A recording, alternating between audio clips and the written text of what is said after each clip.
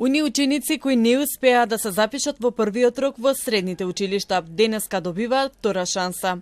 Меѓу нив се и оние 27 одлични ученици, кои во првиот уписен рок не се запишаа во гимназијата Ѓорги Димитров, бидејќи на тестирањето не добија ниту третина од можните поени. Според уписот во првиот рок, интересот за стручните училишта е поголем. Двојно повеќе ученици се запишале во стручните училишта отколку во гимназиите.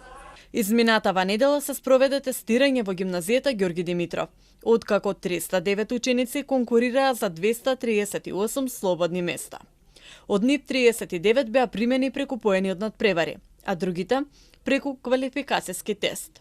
Од нив 199 се запишаа во училиштата. Оваа година уписот се врши електронски, но учениците се уште мораат да ги достават документите во училиштата. Според Министерката за образование Весна Јаневска, тоа ќе биде само оваа година. Од наредната година најави дека системот ќе биде дигитализиран.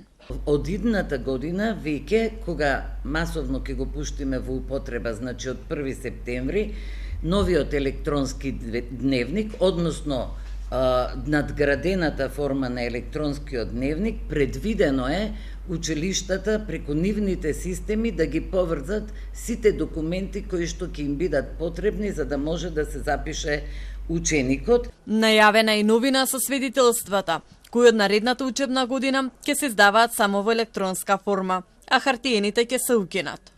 Од следната година самиот систем ќе може да ги вади свидетелствата, значи тоа е се во подготовка, се е веќе во изработка и нема да мора да печатиме свидетелства, значи ќе заштедиме на хартија. Бидејќи училиштата ги бараат сите свидетелства, системот сам ќе си ги повлече во електронска форма. Конечната ранг листа со резултатите од запишување ќе биде објавена на 2 јули.